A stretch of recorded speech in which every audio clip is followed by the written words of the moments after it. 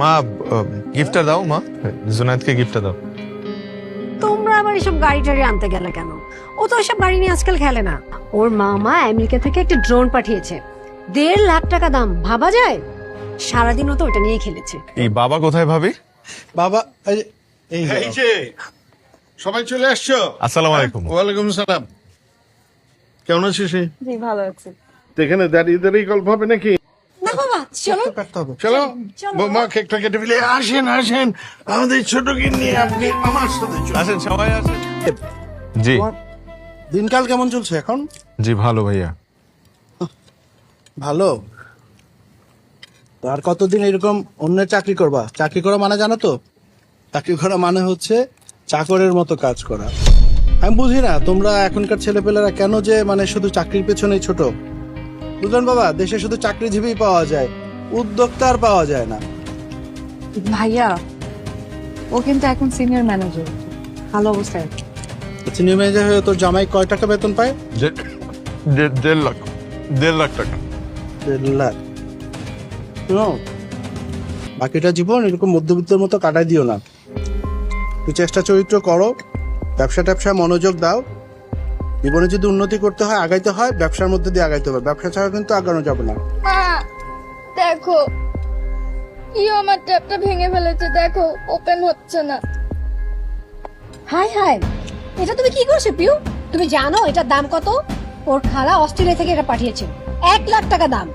হ্যাঁ, বৌমা, বাচ্চা মেয়ে, ওকে এত কিছু বোঝে?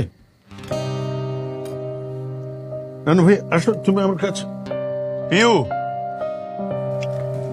তুমি মন খারাপ করো না বাবা, তোমার খালাকে বলবো। আর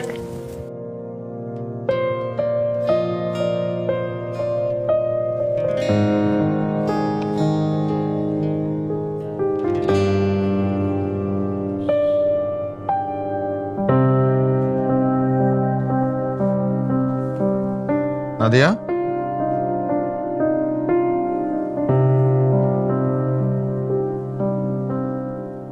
নাদিয়া, বলো, শুনতেছি। তুমি কি কোনো কারণে রাগ করছো? তো রাগ করবো না তো কি করব? হ্যাঁ, ভাইয়া ভাবিরা কি পরিমাণে অপমান করলো সবার সামনে। 4-5 হাজার টাকা দিয়ে তুমি একটা গিফট কিনে দিলা। এই খেলাটা না কিনে একটু দামি খেলা তো কিনে দিতে পারতাম, তাই না? আমি বলছিলামও তোমাকে, না সেটা করলা না। ভাবে ভাই বোনেরা থাকে বিদেশে, সব সময় জুনায়েদকে দামি দামি গিফট কিনে দেয়। আর আমি তোর ফুপু, ফুপু হয়ে আমি কি গিফটটা দিলাম? কথা তো শোনাবেই। ভাইয়া ঠিকই বলছে, সবসময় সামিল ভাইয়ের উপর ভরসা করে থাকি। আমার জীবনটাই পার হবে চুলা ঠেলতে ঠেলতে। কি বলতেছো তুমি? ঠিকই বলতেছি। শোনো, তুমি একটা কাজ করবা, তুমি বাবাকে বলবা যে তোমাদের গ্রামের একটা জমি আছে, সেই জমিটা বিক্রি করে তোমাকে যাতে কিছু টাকা দেয়, এটা দিয়ে একটা বিজনেস শুরু করো। কিছু একটা করো। কি বিজনেস করবা সেটা যদি তোমার বুদ্ধিতে না আসে, তুমি সামিউল ভাইকে জিজ্ঞেস করো, তার কাছ থেকে একটা বুদ্ধি নাও। ও, সেই বুদ্ধি নিতেও তো তোমার আবার কষ্ট হয়ে যাবে, তুমি পারবো না বুদ্ধি নিতে। তাহলে আমি তাকে ফোন দেই, আমি জিজ্ঞেস করি কি বুদ্ধিতে করা যায় বিজনেস। পাগল হয়ে গেছো নাকি? হ্যাঁ, পাগল হয়ে গেছি, একদম পাগল হয়ে গেছি। আমার আর মানুষের কথা শুনতে ভালো লাগে না। যখন প্রেম করতা তখন কত কথা শোনাইছো আমাকে, যে নাদিয়া তোমাকে আমি কোনোদিন কোনো কষ্ট ফিল করতে দিব না, আমার দ্বারা তুমি সবসময় ভালো থাকবা, সবসময় আমি তোমাকে সুখে রাখবো। এই আমার সুখ, খুব সুখে সংসার করতেছি আমি, খুব ভালো আছি। ভালো লাগে না আমার এখন আর। হ্যাঁ বলো। বাবা আমাকে ফোন দিছিল, তুমি নাকি নতুন একটা ট্যাব কিনে জুনায়েদের জন্য পাঠিয়েছো। পাঠাইছি তো। কেন, কি হয়েছে? কি হয়েছে মানে? তুমি টাকা কোথায় পাইছো ট্যাব কেনার? আরে টাকা সামিউল দিছে। কালকে ঘটনা শুনে ও খুব রাগ করছে, বললো যে খেলতে গিয়ে ভাস্তি একটা জিনিস নষ্ট করে ফেলছে, এর জন্য এত কথা শোনানোর কি আছে। এটা ওর খুব খারাপ লাগছে, তাই ও আমাকে টাকা দিছে আর আমি টাকা দিয়ে একটা ট্যাব কিনে পাঠিয়ে দিছি। আমি জানতাম এটা সামিউল ভাইয়েরই কাজ হবে। তোমার বন্ধু ভাগ্য দেখলে যে কারো হিংসা হবে, কিন্তু একটা দুঃসংবাদ আছে। দুঃসংবাদ? হ্যাঁ, ভাইয়া তো মহা বিপদে পড়ছে। ওই যে চায়না থেকে কি না কি ইম্পোর্ট করতে চাইছিল, এজন্য তো বাড়ি মর্গেজ লাগছিল। তারপর তো সব প্রোডাক্ট এই কাস্টমসে নাকি আটকায় রাখছে, কন্টেনার নাকি কিচ্ছু বের করতে পারতেছে না। তুমি জানো 6 কোটি টাকার প্রোডাক্ট ছিল এখানে। কি বলো, কেন?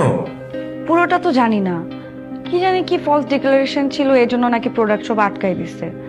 বাবা তো পুরা ভেঙে পড়ছে, তুমি বুঝতেছো ব্যাংক থেকে কত পরিমাণে প্রেসার আসবে সবকিছু মর্গেজ দিয়েই তারপরে তারা এটা দিচ্ছে। আমি শুনলাম ভাইয়ার নামে নাকি তারা মামলাও করতে পারে।